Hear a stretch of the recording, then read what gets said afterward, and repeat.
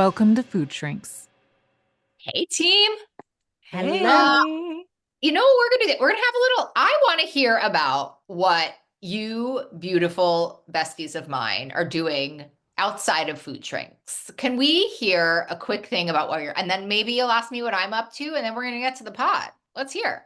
Yeah, well, I think our biggest passion project is sweet sobriety, and that is our recovery community. So we have our foundations modules in there, which are, basically 12 modules based on the research study we did back a few years ago, where after 1 year, 62% of people are still doing really well, which is like unheard of That's in so the great. research world. But what we do in there also is we have group coaching. So we have 5 groups a week, and they're You can either, just drop in. yeah, well, you have to, yeah. Once you sign up, you can attend as many as you want or watch the recordings. Oh, Because those are always there. We have a WhatsApp group where people can chit chat in between meetings, or suggest topics that we can do psychoeducation presentations on. So it's kind of a mix of, Molly and me doing coaching, open groups, and psychoeducation. What I about think you? I might have to join. That's Yeah, amazing. yeah. What So do we'll you put the link. It We're is going to put the amazing. We link to love it. Sweet. We're going to put the link to Sweet Sobriety in the show notes.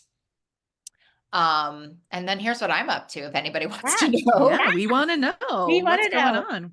Well, right now I am currently getting together a new program called Not About the Food. Stay tuned. But the other thing I'm doing is shifting. Well, obviously, if I'm making a program called Not About the Food, I'm also shifting a little bit of my work to being more live.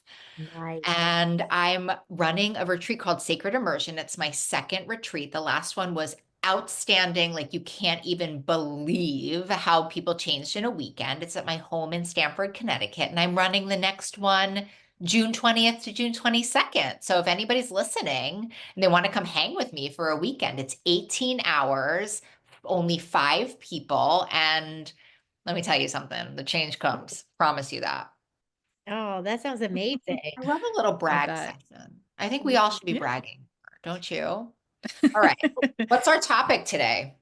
So today, we had some listeners interested in us discussing volume, and volume addiction, and what, I'm sure all of us have seen with our clients, or I certainly have with Else. way like I would say like 85 to 90% of my clients struggle with this. And to me, it makes all the sense in the world.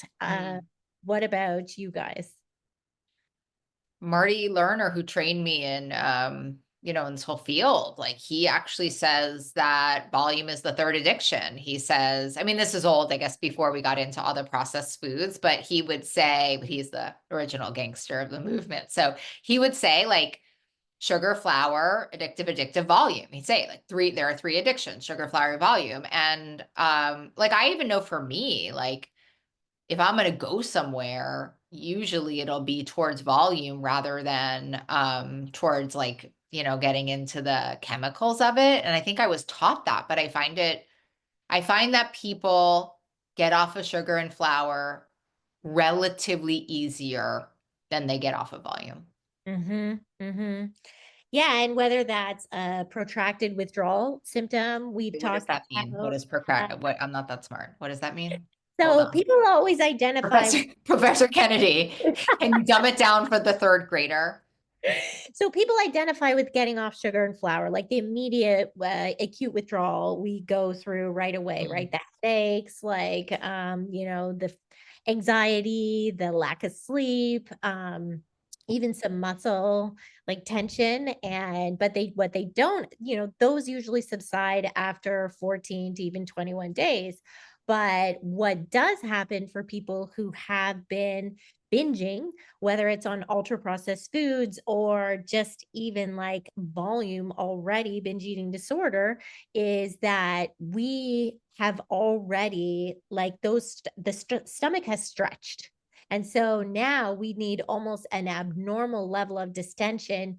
And that's almost what the viscerally we're craving. That's not fullness. right? So we're seeking that feeling, and it takes a long time for that stomach to expanded stomachs from so many past binges, and that blunted stretch sensitivity to start to return to normal.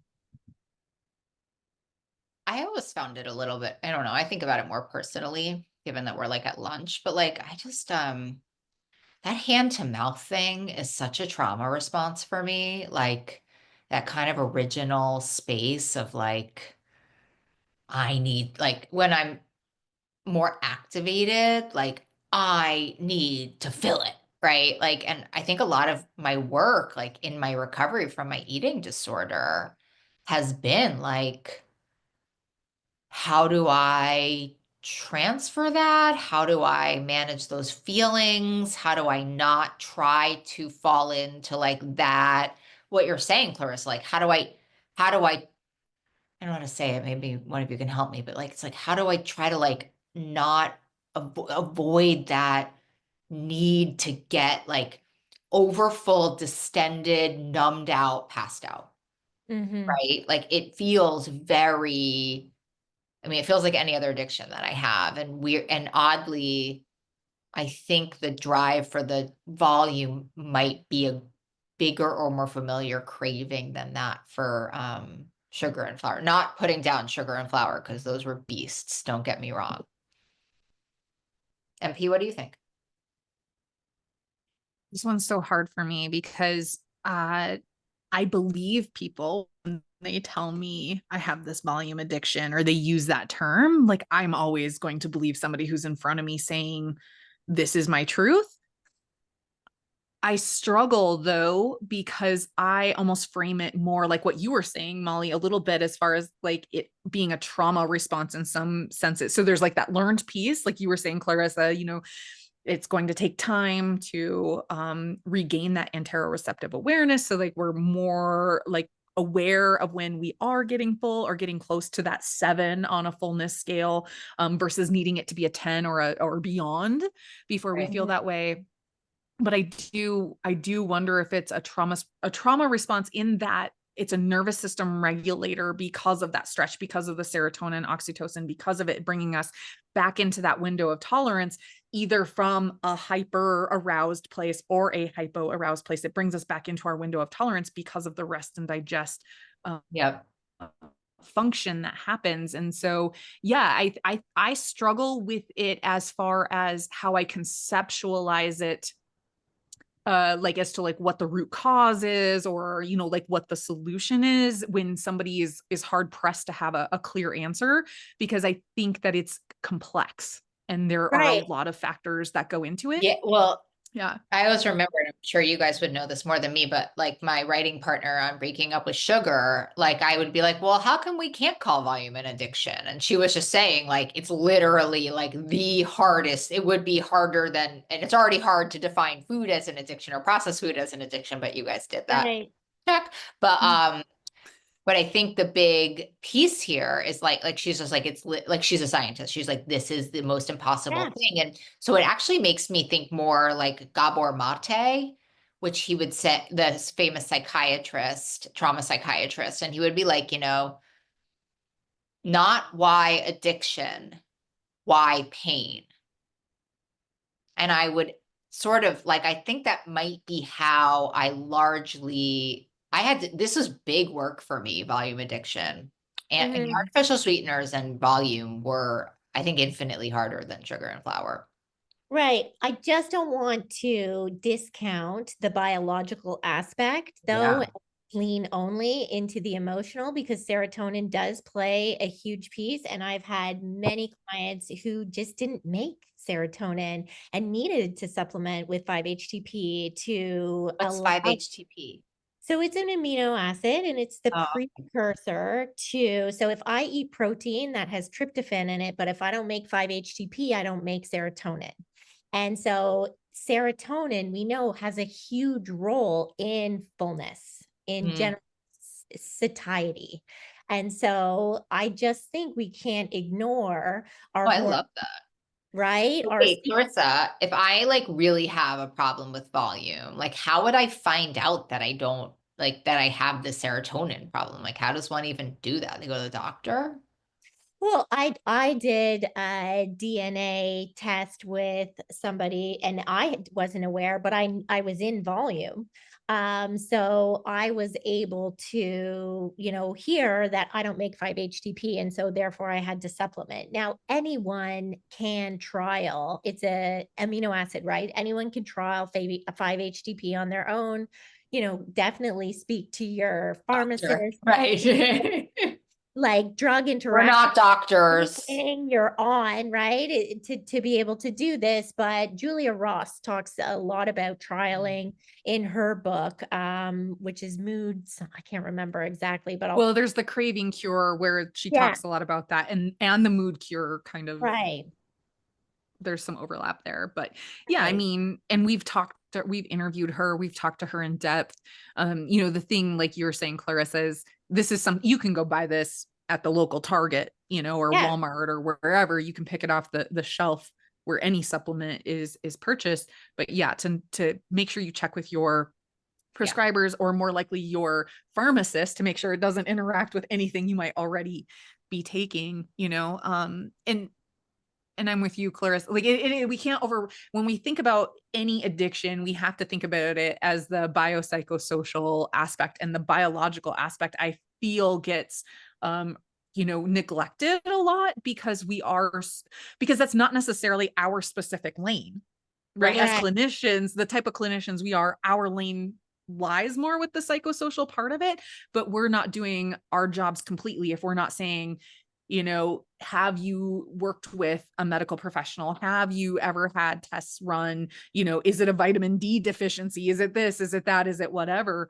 And I'm starting to wonder too, with the GLP-1s, right. if there's some mechanism that we might learn more about because of the slowing down of the emptying of the stomach and feeling that fullness longer, that kind of thing.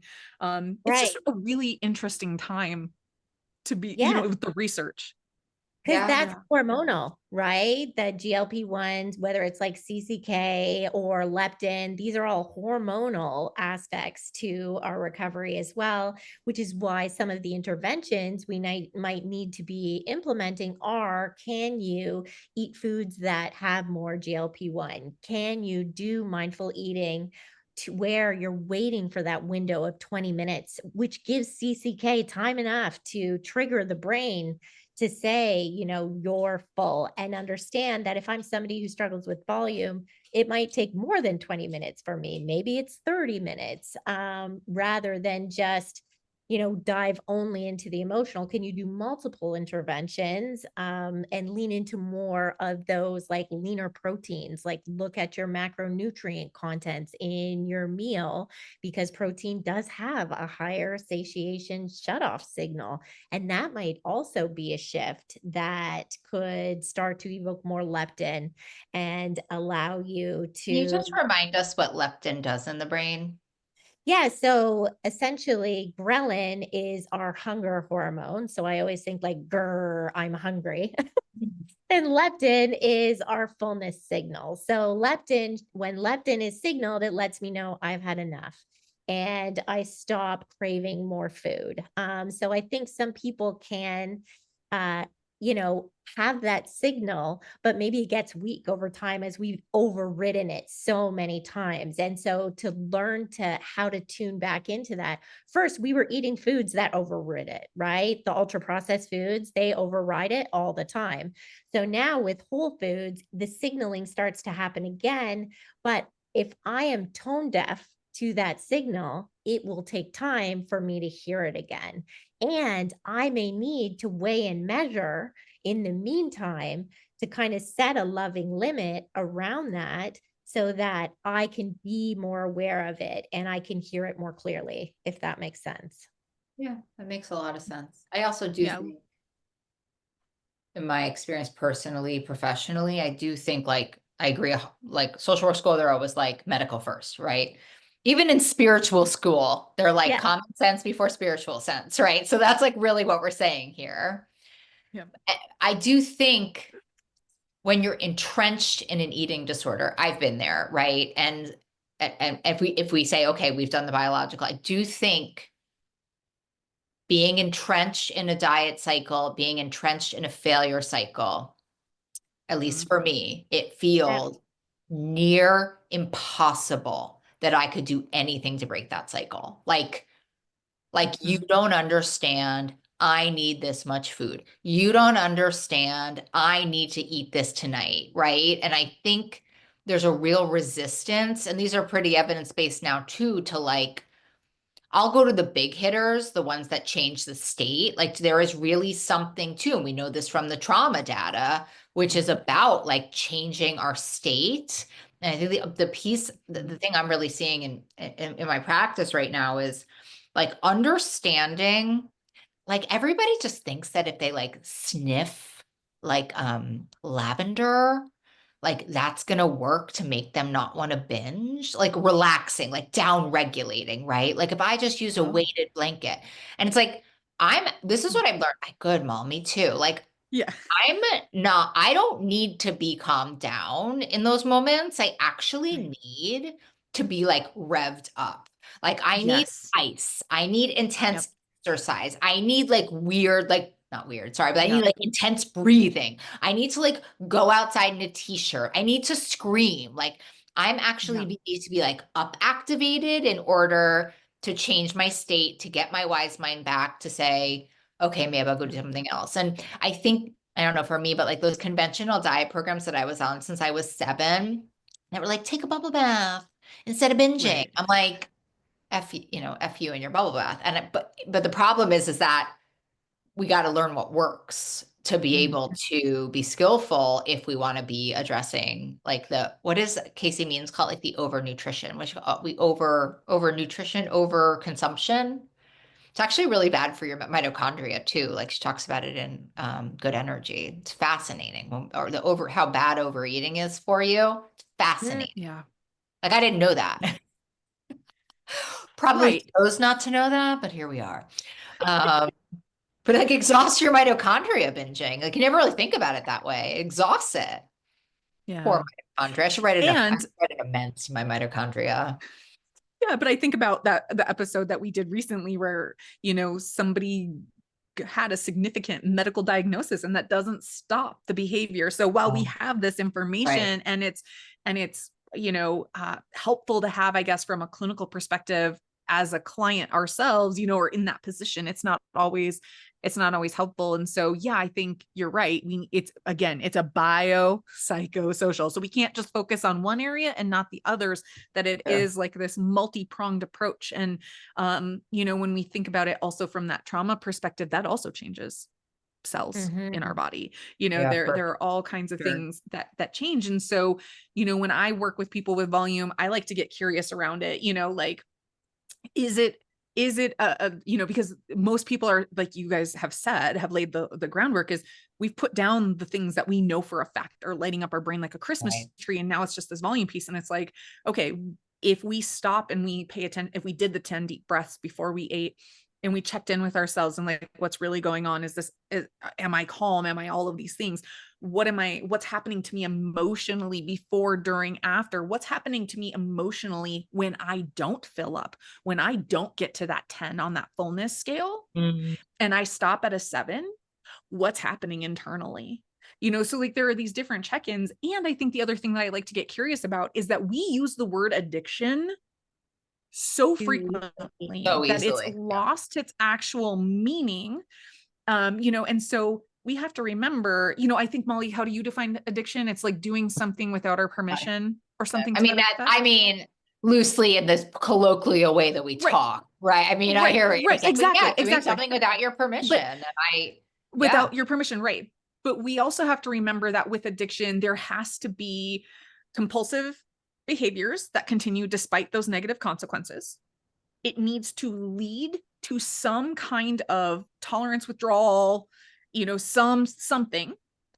And it hijacks our behavior in a way that causes significant distress or dysfunction.